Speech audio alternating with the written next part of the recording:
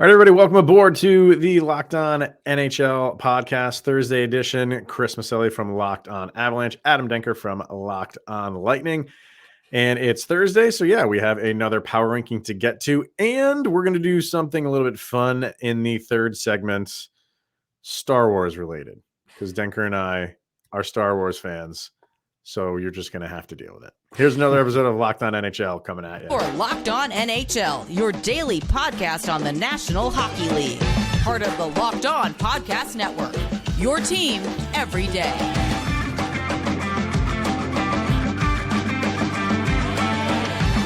All right, everybody, welcome aboard to another episode of Locked On NHL, part of the Locked On Podcast Network, your team every day. Thank you for making this your first listen of the day. That's always appreciated. And yeah, the Star Wars thing that we're going to do is also hockey related. It's one of those logo things that people who are way more talented than I am graphically, graphic design, came up with it on Reddit, and it's a cool thing. We'll throw it up on the screen if you're watching on YouTube. It'll be cool because I think we're not going to rank them or anything. We're just going to go through and pick out some favorite ones that we have. So we'll do that a little bit later on. But we will start where we always do with our power rankings for this week. And these are voted on by hosts across Locked On NHL. And I think the last time we did it, it was by conference. I think we just split it up into two. And we've gone back to the division rankings. But we're also going to put a little bit of twist on this because we're getting to the part of the season where teams are pretty dug in terms of where they are. You're going to get a little bit of movement here and there, but week after week, you're not going to get that team that goes from 6th or 7th up to 1 or 2. They're not going to dethrone who's ever in first of each division, right? I mean, this is kind of just that's how the season goes. You'll have teams that fall a couple here, and you'll see it. We'll put it up on the screen right now, actually, if you're watching on YouTube. There you go. And like we said, you get a couple. You look at the Metropolitan and the Pacific, nothing changes. Nothing. From 1 to 8, nothing changed.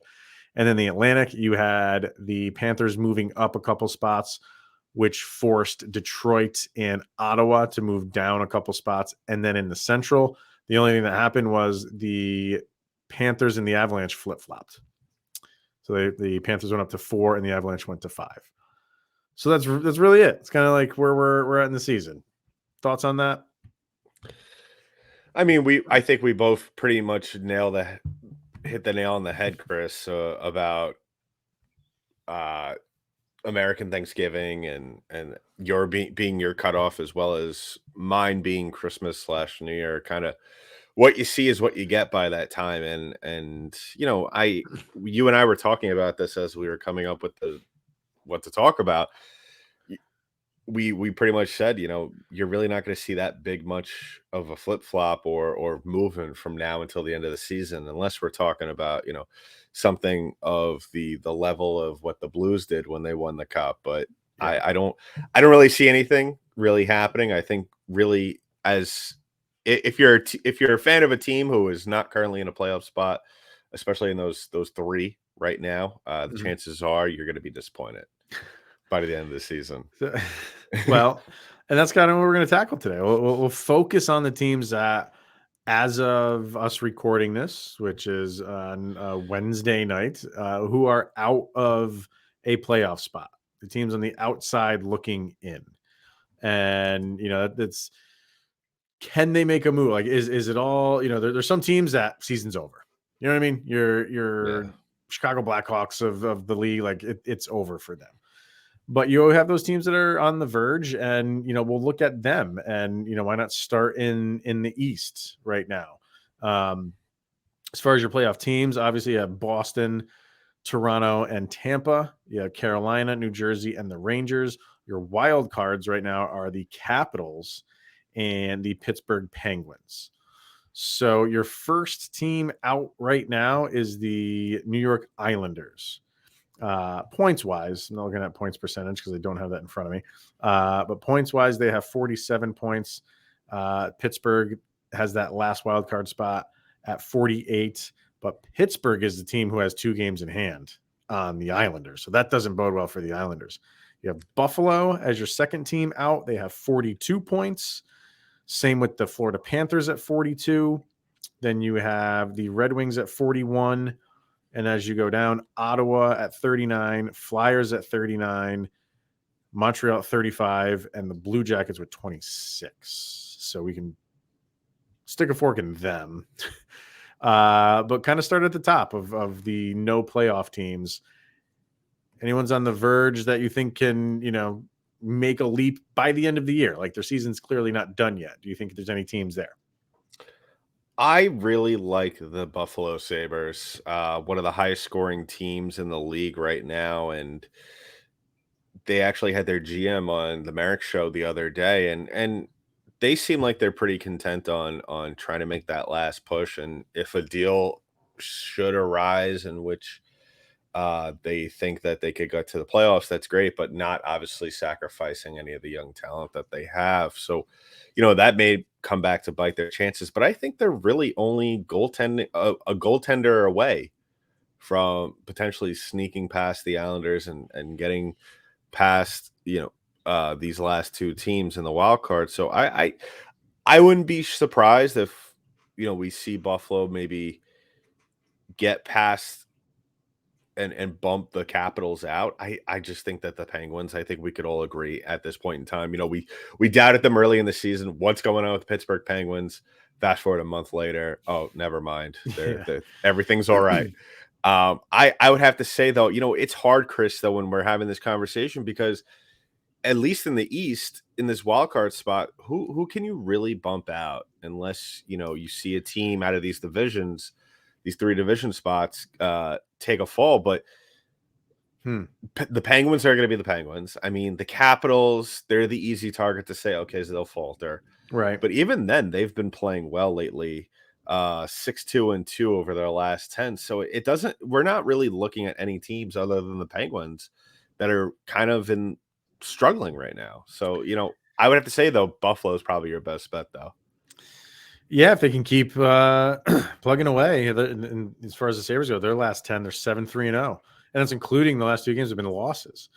So you have to like what Buffalo is doing. I feel like they're a year, maybe 2 ahead of the pace right now of where people thought they would be.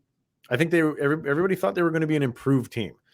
There's no way that they could be this bottom feeding team again. They have a lot of young, talented guys. It was just, do they need a year or 2 to kind of get just going, get just some NHL ice time and play together as a team for a full season? Yeah. And I think people are going to see an improvement as the year went on. And I don't think a lot of people expected them to do this well. And you had early on, they were kind of towards the bottom, but they've climbed out of it.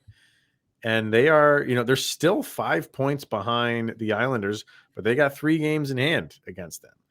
So that is very meaningful. To your question, though, like, okay, who are you going to bump out of the East? Obviously, Boston's not going anywhere. Neither is Toronto. Neither is Tampa. In the Metropolitan, Carolina's going to be there. The Devils are going to be there. You got the Rangers, who are playing better. I think the wild cards are up for grabs, man. I think both of those teams right now, I think the 6 teams in the 1, 2, and 3 position in each of those divisions, I feel are good. And that's knowing that, you have, where was the Rangers? So the Capitals are right on the heels of the Rangers, but I'm just not there that I feel like the Capitals can stick with them all year long. I don't know. And I know they got Ovechkin, and they're one of the older teams in the league. And some people say that works to their benefit. I don't think it does. I just feel like guys at that age just start to whittle away as the season, the wear and tear of a season starts to get to them more than it does the young guys. So I just don't think that the Capitals can get into one of those top 3 spots. So I think both of these wild card spots are up for grabs. It could be Washington and Pittsburgh at the end of the year, but would it surprise me if the Sabres sneak in there? Would it surprise me if the Panthers figure it out and kind of just keep like ascending and get up there? It wouldn't. So no, man, I think for the wild card spots, I think it's still wide open. Yeah, I do you think it's just so to what you said, Islanders, Sabres, and Panthers, it's just pretty much a 3-horse race outside of the wild card teams in the East, or do you see a Red Wings or Yeah, I do. I think sneaking the into the Red Wings. bunch? I think the Red Wings are looking forward to this little all-star weekend break to just sit back and kind of just collect their thoughts and then just say let's go on a run. I do. I'm expecting a big second half from the Red Wings. And mark that down if you want to, and we can revisit that if you want. I think the Red Wings are ready to take off. I do. So if you're going to ask me like what's the one team to watch for in the second half, I just have a gut feeling, and it's just a gut feeling that the Red Wings are going to be that team. So and right now they are the 4th team out, so they still have teams to climb over, but like you're saying, I'm not confident in the 2 teams that have those wild card spots. So okay, are we doing predictions? If you want to throw out predictions, let's say I don't think the Sabres can get there. I like them. They're an exciting team. I think their defense right now is getting better. But I think their goaltending, while that's improved as well, that I think that might hurt them. But it's just one of those, like, can their offense just outscore you? I don't know. As it gets down to the wire, I think teams really tighten up, and it's going to be a little bit more difficult for them to score. I'll see you next year, Buffalo, and I'm going to be afraid of you next year. I will say Capitals, and because they put all those eggs in the basket for the Red Wings, I feel like the Red Wings are going to ascend. So I'll say the Capitals and the Red Wings. So you're saying that the Penguins fall out? Yes. Wow. When was the last time they missed the playoffs with Sidney Crosby? Oh, man. Have they? I don't think they have. I First think time for everything. maybe his rookie year, possibly, and that was Yeah, it. right. But I don't even know if it was then. So yeah, they're just too up and down for me, and I know that they have the experience, and that shines too towards the end of a regular season, and they had the mentality of been there before, and that might come into play. That very well might come into play, but I don't know. I've seen the Red Wings play here and there, and I get a better feeling from them that if they can just tighten up on some things, they can make life miserable for a lot of teams. Yeah. So we'll see. All right. Let's hear from Bet Online, and then we'll take a look at the Western Conference. But let me get this out of there. There we go. We got betonline.net. It's your number one source for sports betting info, stats, news, and analysis. You can get the latest odds and trends for every professional and amateur league out there. From pro football, the bowl season is over, but you can probably bet on next year's bowl season if you want to do that. When did you shut that game off? Georgia and TCU. I think midway through the second quarter.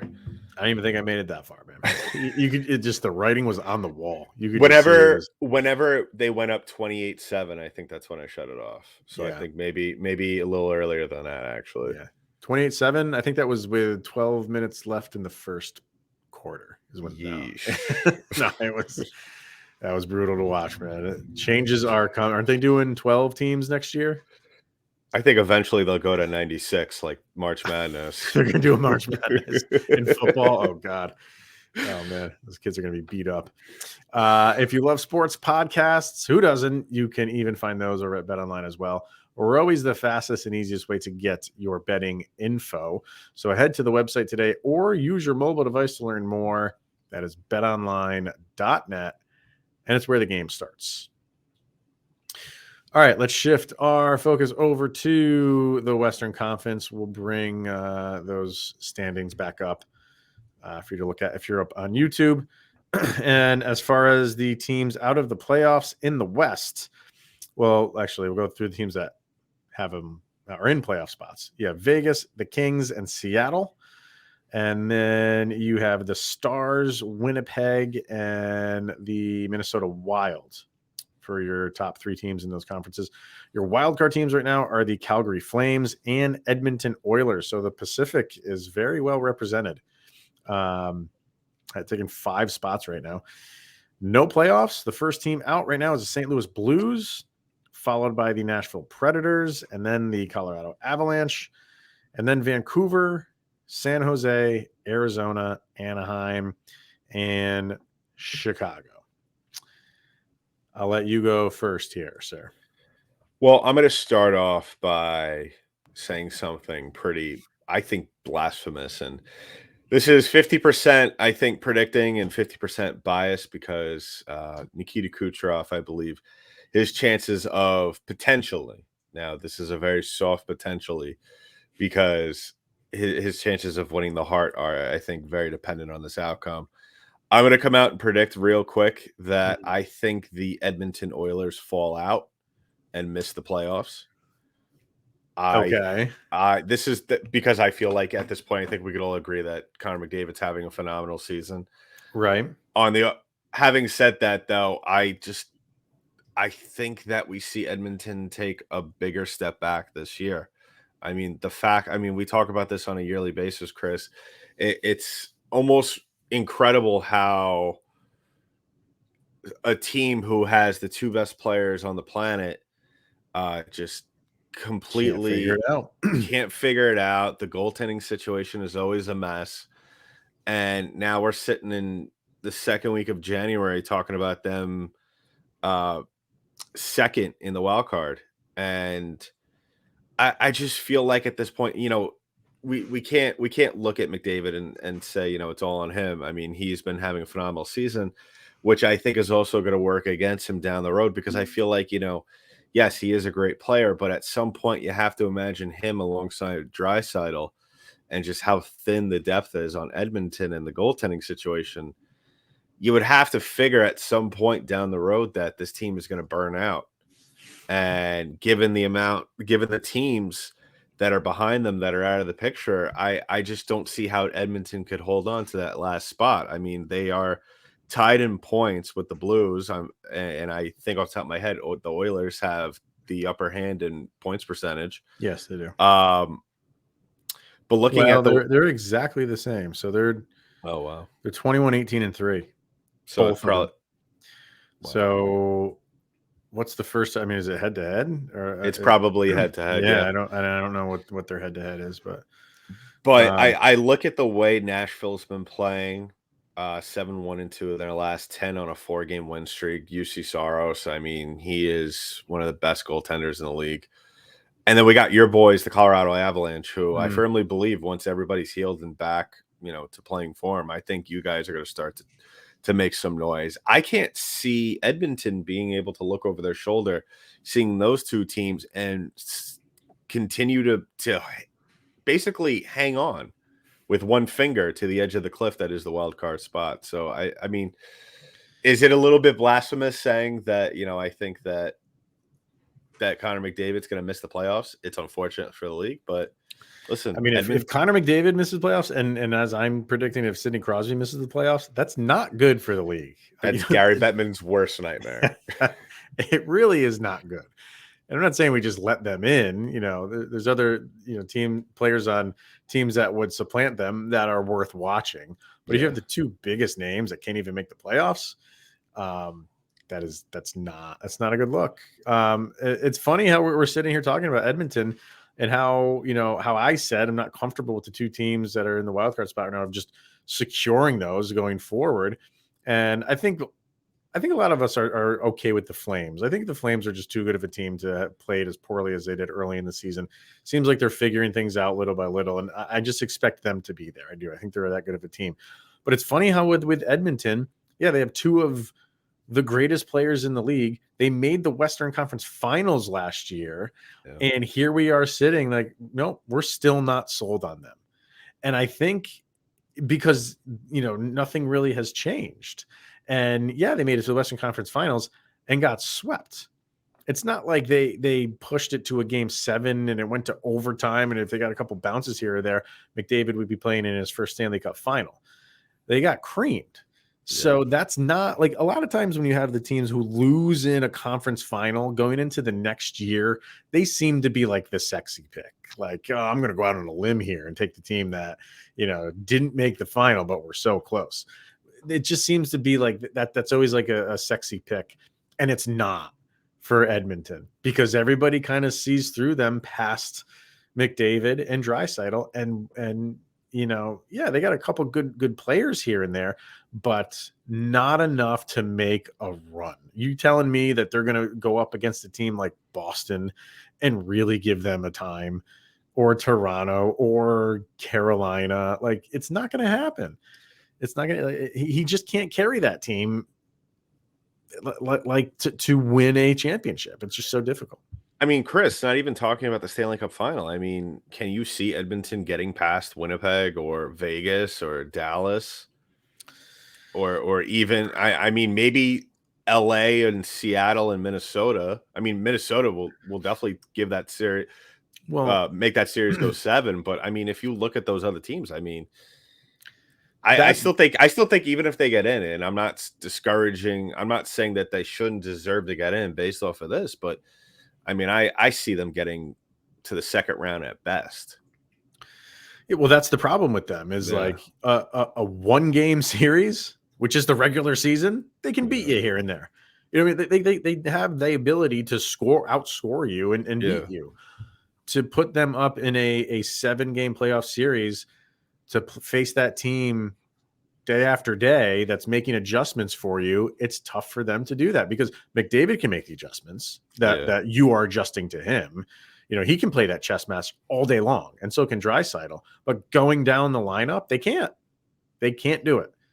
So, when the salary cap goes up in a couple years, maybe that's what Edmonton's looking forward to, because then they can bring in some other guys, and that, McDavid contract is not hurting them as much to get other guys in. And it's also, they do have to make better moves. Like, they're trying to make moves, and the guys that they're bringing in just are not working out. I'm still baffled that people thought that Jack Campbell was going to be the solution. Yeah, I'm with you. had a nice little run in Toronto, but like, that's, to put, to give him the keys to the car, just that was not going to happen. Now, the question I want to ask you real quick. Now, I've been able to restrain myself from talking about the Lightning to a certain extent, but I'm going to give you the reins to go a little bit wild on your Avalanche. Right. Once you get a full team back, I mean, it's been very much noted throughout this entire season, the injuries, McKinnon out, Landeskog out. Are we just looking at a wild card spot from once everybody's back to normal, or are you looking to see if this team could get back into an actual divisional race for that one of those 3 spots? It'll be a challenge, but I can't put anything past this team. And it's not, well, we have to wait for Gabe Landeskog to get back and Val Nichushkin to get back. Kyle and I say it all the time on our show, like, well, not all the time, recently on the show. There's enough guys back right now. It's not the laundry list. You still have important guys out. Don't get me wrong. Like I said, you have Nichushkin and Landeskog, and you have Bo Byram, who's been out for, I think he's played like 10 games all year. Josh Manson is out. So those 2 big guys on your defense that are out right now. And it's showing. It's showing. Like, you still have high-end talent that is not playing, but you still have high-end talent that is playing. And Mikko Rantanen's going off this year. He's having a fantastic season. McKinnon's been back for a while, and he's back to being Nathan McKinnon. So you have enough talent there. They're just not putting it together right now on the ice. It's tough to watch. They're struggling to score. They did get 4 the other night against the Panthers, but they were down 4-1. They had to just go buckshot in the third and just throw everything at them, and it worked. But they don't do that over the course of 60 minutes. Will they turn it around? I think everybody expects them to. They obviously have championship pedigree. They have that in their back pocket now. Like, we can do this, but I don't want to say they've buried themselves into a hole, because if you look at the standings, they're only 2 points back of Edmonton for that second wild card spot with 3 games in hand on them. So as bad as they're playing,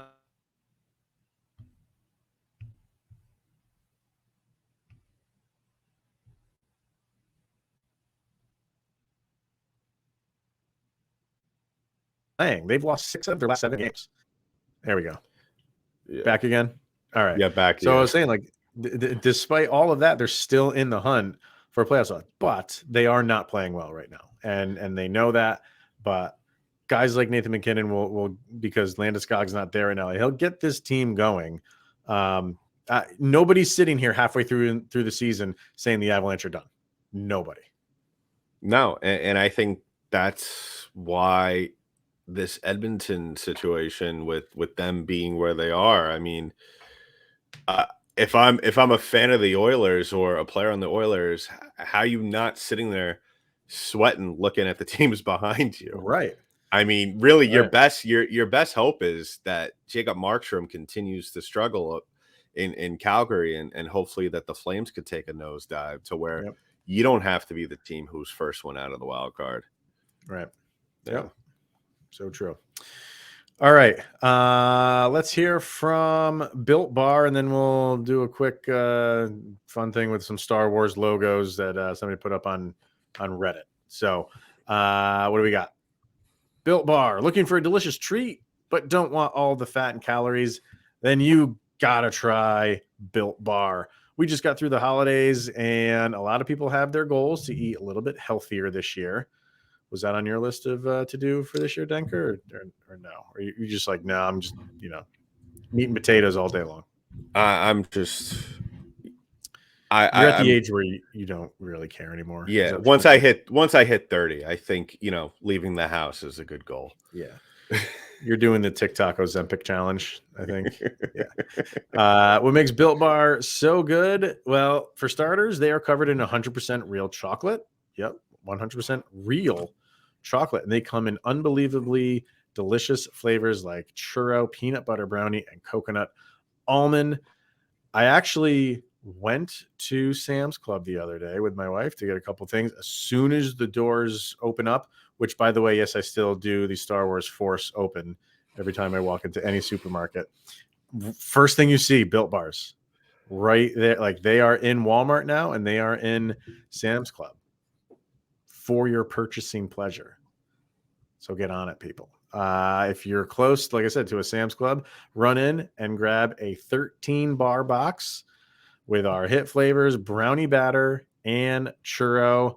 You will thank me later. And make sure to go to built.com and fill up your basket with everything that they're always coming out with new flavors. So go check out built.com and enjoy delicious Built Bar for the new year. All right. So this was put up. I want to give the guy credit. It was over on, like I said, it was on Reddit. And you always see guys doing this. A lot of NFL, you see it where they're like kind of. You see the one where the guy did like the Call of Duty uniforms. Yes, those were solid. Those were sick. Yeah, those were solid. So this was Reddit user Galactic Chef recreated all the NHL logos if they were in the Star Wars universe. So we're gonna throw them up. I'll do full screen up on YouTube right now for a minute, so you can take a look at it, because the lettering is a little small there, so you may not be able to see some of them, but you can probably make out most of what they are. Really cool, man. Like, there's very few that I don't like. I have to be honest with you. I don't know what the Montreal Canadiens one is. And if you're looking on YouTube, it's right next to it's to the left of the Boston one, which is Chewbacca. I don't know what that is. Oh, that's supposed to be Boba Fett's sigil or something like that. Yeah, but I don't get that. No, these are I think the only one that looking at it, I mean, this one is still pretty solid, but if I had to rank it last out of all of them, I think the speeder for Philadelphia. Very cool. That's like I said, still very good, but I still think at the bottom of the list. I have to say my favorite, just because it caught my eye, was probably the Ottawa one that's on the bottom, the Mandalorian helmet. Yep.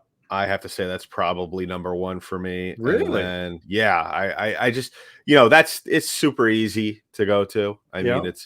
I also like, and this kind of ties in with what you said about the Penguins potentially falling out. I like their logo because it kind of, you go from being a penguin to, whatever the equivalent of that would be in Star That's the Wars those are those things that were on the island with Luke. with Yeah. Luke. What the hell are they called? I can't. That's it's But I escaping would have to me. say, like, instead, and it was funny because I think it was also Merrick was talking about how he preferred the old Pittsburgh Penguins pop belly logo instead of the Mhm. one that's in shape now. So I Okay. think this is probably a better representation of the throwback. Yeah. And then I probably say for my third would probably be, I have to say, the Vegas one, because it's also a great personification about how you feel about them. Is that them being the evil, the dark They side, totally the are. Yeah. Yeah. So you got like two like helmet ones on there almost. I mean, you can't go wrong. I Visually. mean, if you were to carry that over to the NHL, I think, Yeah. and I was talking to you before we started hitting the record button. Major League Baseball does it with Star Wars, and I don't know if it's like a league wide thing. I know some teams do it here and there, but I don't think it's as celebrated as you see. Yeah. Obviously, because on May 4th the playoffs are going on, and Right. franchises are more concerned about that than Right. uh Aren't how they we pogues? Aren't they called pogues? I think so. Those penguin things? I think they're I called will pogues. Yeah. I will take your word for it, Yeah. I but think they are. I think they're. I do like the Philadelphia one. I think the speeder is really, really cool looking. I got a kick out of the Columbus one, which is right next to it, which was Watto. oh, that's I, good. I don't know. I just laughed at that one. Um, I really like New Jersey, which is just Darth Maul's head. Yeah. I just think that obviously that just fits being the Devils, and it's kind of representation of a devil. I think Tampa's is awesome. I do, man. Just the hand with the lightning coming out of it. Mr. Palpatine himself represented in Tampa. And he's old, so he probably went to retire down in Florida. So that's probably where he's living. That's actually how Cooper dresses when he's not behind the bench. He just wears a long dark robe. Yeah. I do like the Toronto one, the Grievous head. Yes, that's a I good think one. that looks cool. I like Seattle. Okay. The Yeah. Scarlac tentacles coming out. Yeah. I think that's really cool. The Winnipeg one is just too easy. The Winnipeg one just looks like the regular logo. It's just Yeah. it's just a jet. So, and I think the most creative one, I honestly feel, is the Avalanche. Yeah. I think it's really, really creative, and they took from Empire Strikes Back in the opening scene on Hoth with the AT-ATs just walking slowly, and Luke doing the cable thing, and you have that swoosh thing that's on the Avalanche logo, which is going around the legs Yeah. of the AT-ATs.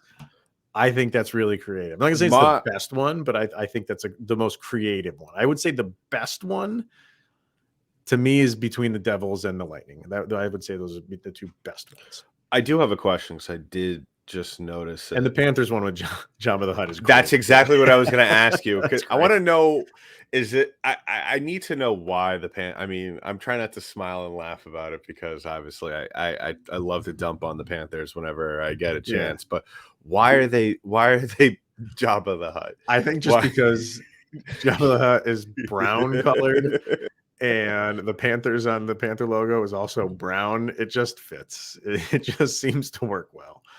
So that one's good. And how can you not like Jar Jar being the face of the Anaheim Ducks right now? Yeah, that was a good one. I feel like we missed an opportunity here with Dallas being Baby Yoda or some iteration of Yoda. Good. Yeah, they just kind of went with like the rebellion kind of logo type of Yeah. thing. And yeah, that's a good idea. They should have went with Yoda, something because being green and everything. Obviously, I think that's a misstart. There's nothing Yoda in here now that you bring him up. Yeah. No, not Calgary. I don't know what that is. Calgary just looks like the throwback Colorado Rockies. It's just to see. Logo. It's just to see. What is Vancouver? What is that supposed to be? I don't know. I'm glad you brought that one up. I don't know what that one is. It looks like a wave of some sort. A wave of losses? And I can't. Oh, horrible. And I do think the Blackhawks one is cool. You got the Ewoks with the feathers coming out of it. That'd be a great hat to sell. I mean, you'd make. Yeah. Yep. Yeah, I mean, so whoever made this on Reddit, monetize that, man. Send us hats. He probably can't even make these legally because Star Wars is going to come at him. So to make money on them, you might want to think twice. Well, if you want to, when Lucasfilm comes after you, Chris has your tab covered, so don't worry about that. Just focus on continuing doing the good work. Luckily, there's a lot of people in this country named Chris, and it's not me. So,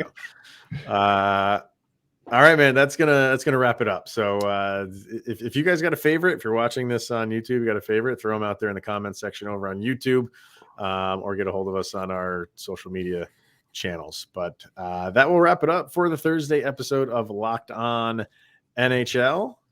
For Mr. Adam Denker from Locked On Lightning, I am Chris Maselli. And thank you for making this your first listen of the day. That's always appreciated. Enjoy the weekend, whatever games you happen to be watching, and we will return next week with a brand new power ranking list. Thanks for tuning in, everyone. See you later.